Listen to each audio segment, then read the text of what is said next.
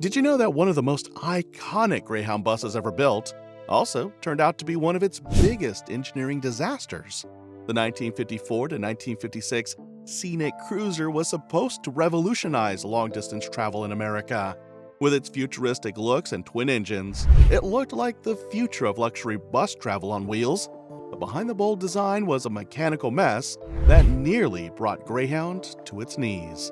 Today we're diving into the twisted tale of the Greyhound Scenicruiser, how it was built to be a dream and ended up a nightmare. The story begins in the early 1950s. At that time, Greyhound was the king of long-distance travel in America.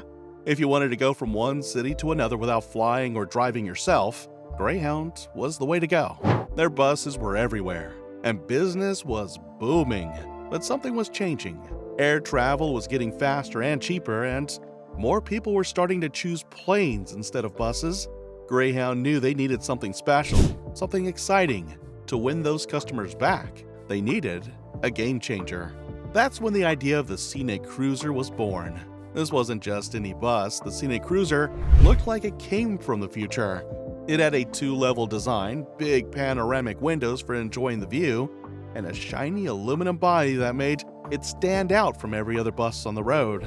People stared when they saw one. It looked more like a spaceship than a bus. The design was inspired by a futuristic concept vehicle called the GM Parlor Bus. Greyhound loved the idea and decided to work with General Motors to bring it to life. And they didn't want it just to look cool. They wanted it to offer a first-class travel experience on wheels. Between 1954 and 1956, General Motors built exactly 1,001 Scenicruisers, and they were only used by Greyhound. That's right, you couldn't buy one, and no other company had them. It was a custom-built fleet made to impress the public and show off Greyhound's power and style. The Scenicruiser was more than a bus. It was Greyhound's bold answer to a changing world. But as you'll see, not everything that glitters is gold. Here's where the problems started, and they were big ones. You'd think a massive new luxury bus would use a big, powerful engine, right? Well, it wasn't that simple. Back in the early 1950s, there wasn't a diesel engine small enough to fit under the back of the Scenicruiser and still give it the strength it needed to move such a large vehicle. So, what did Greyhound and GM decide to do? They got creative. Instead of using one engine, they used two small engines. Two 4-cylinder Detroit diesel 471 engines, to be exact.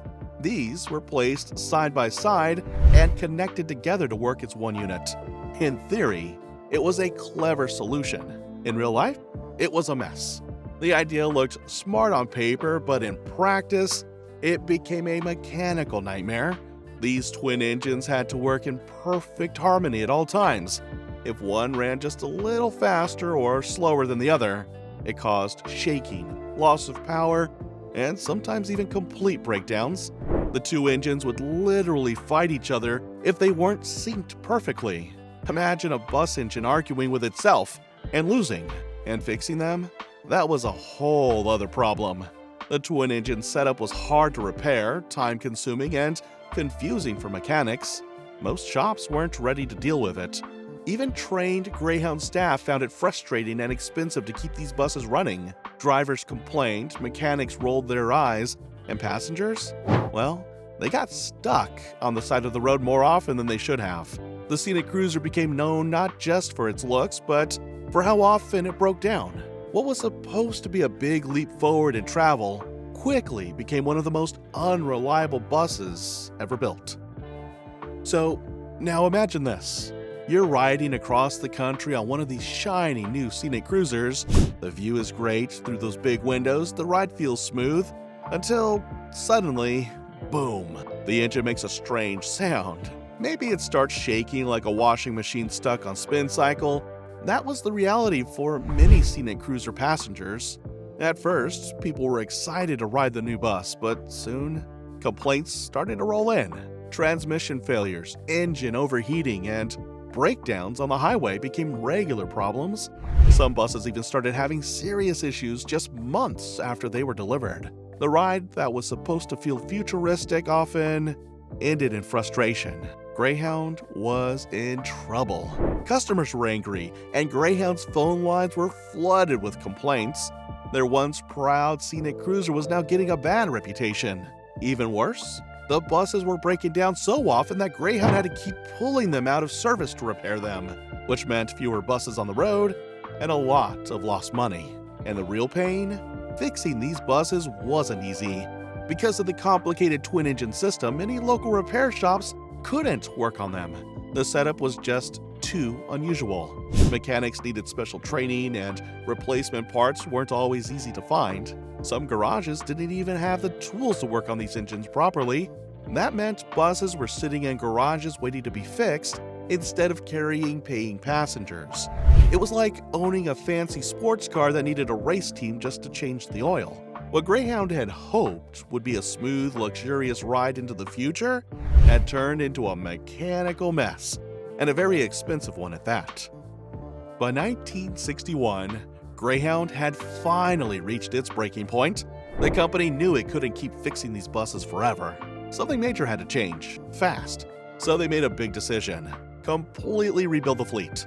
They didn't just fix a few small problems, they went all in. Greyhound launched one of the biggest bus repair programs in U.S. history.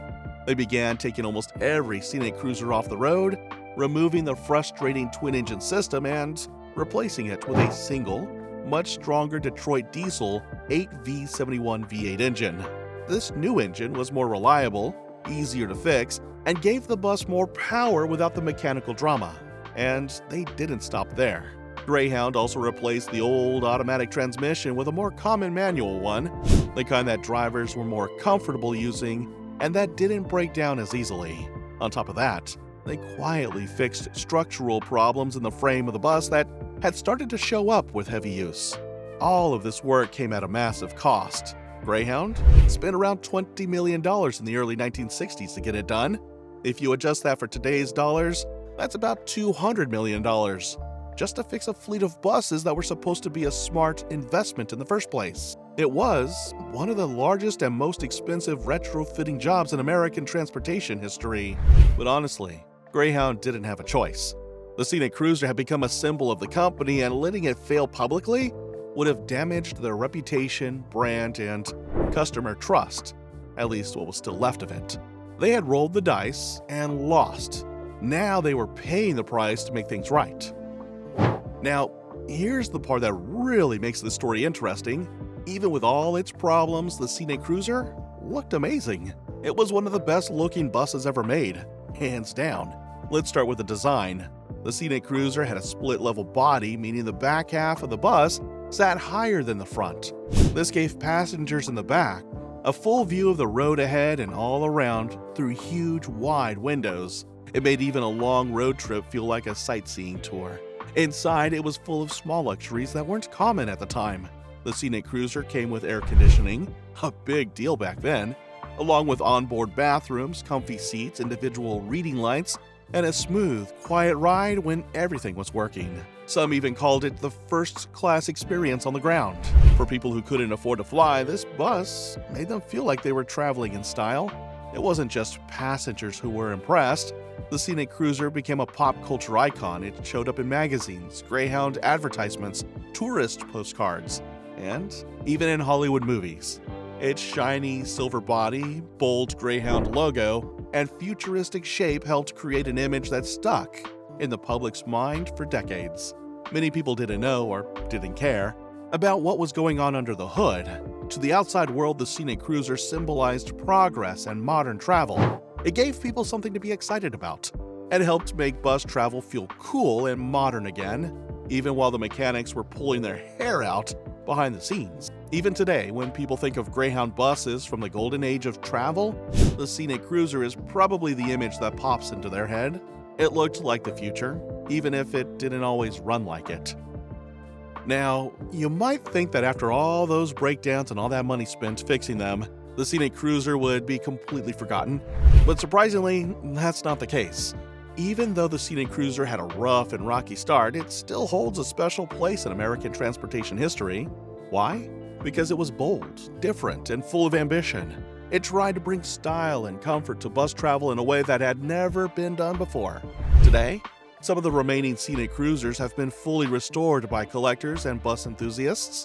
These rare buses are now valuable pieces of history, and some are even shown at classic vehicle shows and museums.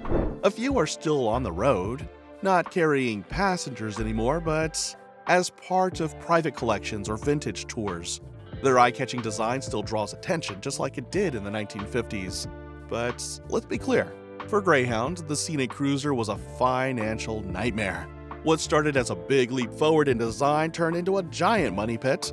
The company spent millions trying to make the buses work properly and protect its reputation. It was a tough lesson about what happens when bold ideas aren't backed by solid engineering. The Scenicruiser taught the entire bus industry something important. You can't focus only on looks and forget reliability. Sure, passengers care about comfort and style, but if the vehicle doesn't run well, the whole system falls apart.